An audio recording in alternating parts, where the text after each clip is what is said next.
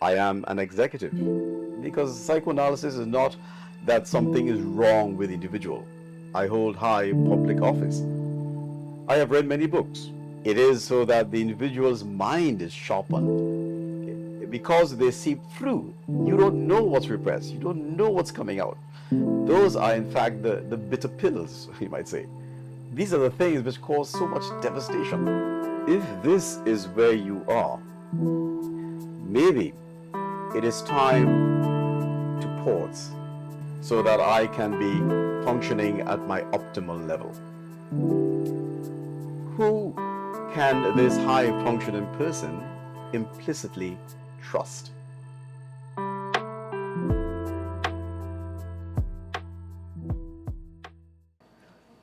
Psychoanalysis, like other modalities in the field of the mental, is viewed with a level of suspicion. How useful can psychoanalysis be to me, a high-functioning person? Someone may ask. I am an executive. I am doing well. I own a business. I hold high public office. I have read many books. Self-help. I am quite skilled. I am highly qualified. I can find information and these can be assimilated so that I can be functioning at my optimal level. But consider this. Who can this high functioning person implicitly trust? How do you deal with the multiplicity of rushing ideas in and out of your mind? Ideas of innovation and new concepts. Ideas you know that can move you to the next level. With whom can you share these? I would say very few persons. In the end, what happens is that there is a cacophony of noises, ideas going in and out, which sometimes disturb sleep and rest. And so it is like a dam filled with water and filling up and filling up and spilling. The mind is the same. There is a damming up of ideas which can happen.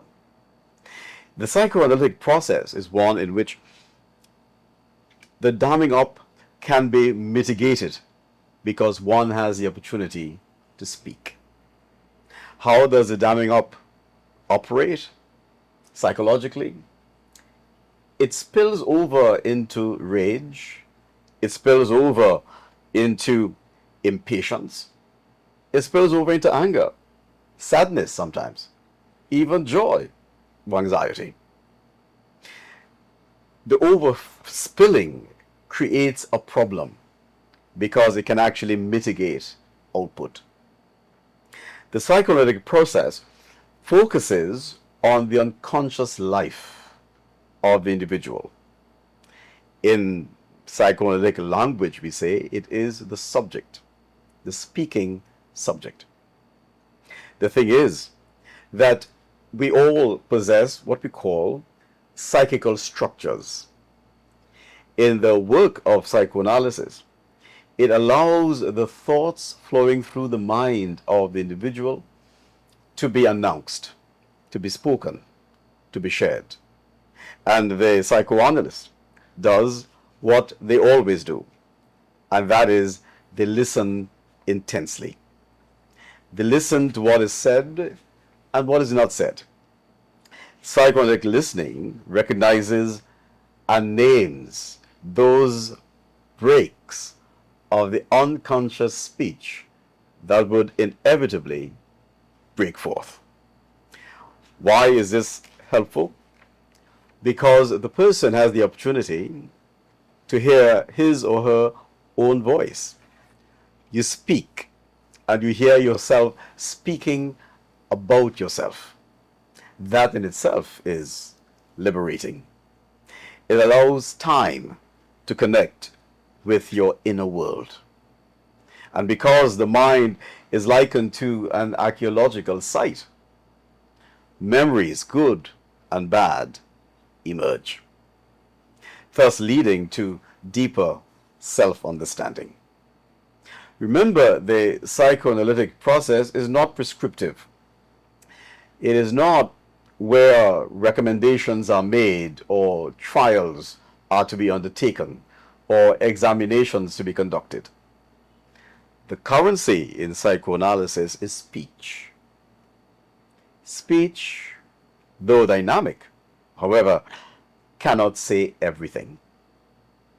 The human person is a speaking subject. We are born into language, Jacques Lacan says. And because we're born into language, we speak ourselves into being. Psychoanalysis provides a space then for the analysand, the person in the chair, the person in the couch, to speak, while the analyst listens. One might think then, well, what is it about? One person sits, the analyst listens. What's the point? I am speaking, the analyst is virtually silent. Is that it?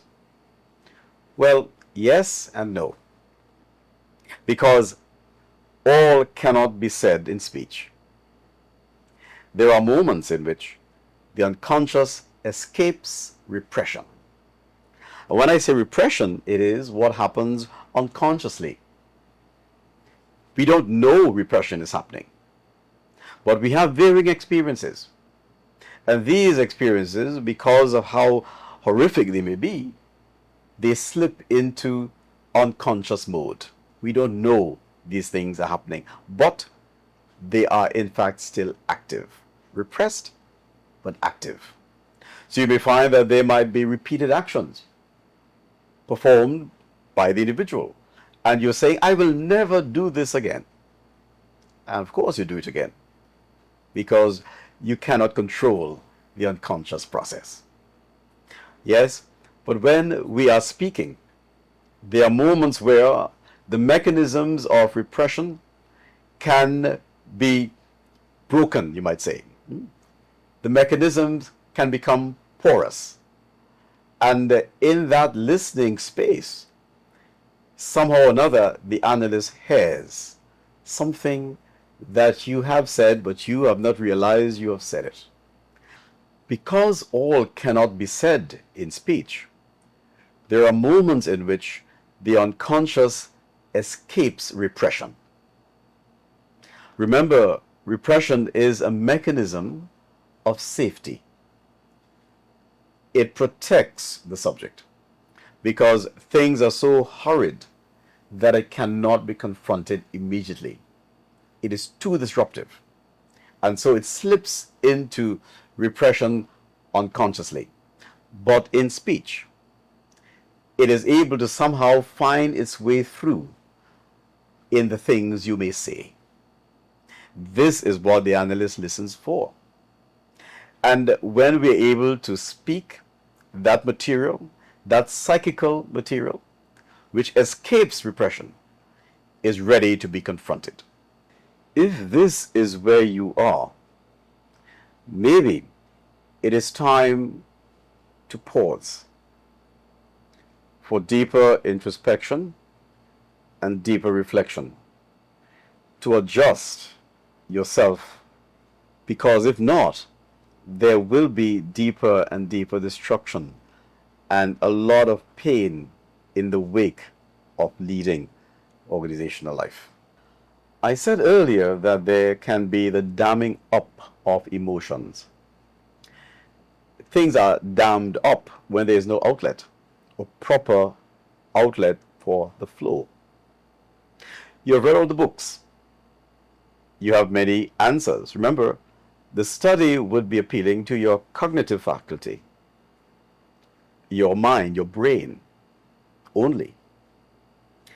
But you find that though you've applied all these techniques, you are tired, irritable, impatient. You might still be getting results, great results. But coupled with those results are casualties. You get to the end, when you look back, everybody's bleeding because you have decimated your executive team. You are in turmoil with people you should be in partnership with. People don't speak. There's mistrust. Assumptions are rising. All this is happening, and maybe what is central to the entire thing is yourself as the person with significant responsibility in the organization. It might even be your own organization. It does not mean that you have reached the end, that there's failure, because psychoanalysis is not that something is wrong with the individual. It is so that the individual's mind is sharpened. It's so that the individual is aware that the reflective life has to be lived. One becomes much more self-aware. And those areas of repression I mentioned before, because they seep through, you don't know what's repressed. You don't know what's coming out. Those are, in fact, the bitter pills, you might say. These are the things which cause so much devastation. The psychoanalytic process allows one to pay attention to those unresolved things. It is the thorn in the flesh, you know. It is that which you cannot control. You say, I will never be disruptive, and just scream down the board of management again, and you do the same thing repeatedly. That, you don't want to do it, but you end up doing it. Why? You have the control over it. And you will not really have control over it, because it is the unconscious. The unconscious cannot lie. It speaks the truth. The psychoanalytic space then allows the person to speak. And because you speak, and we are born into language, change can result.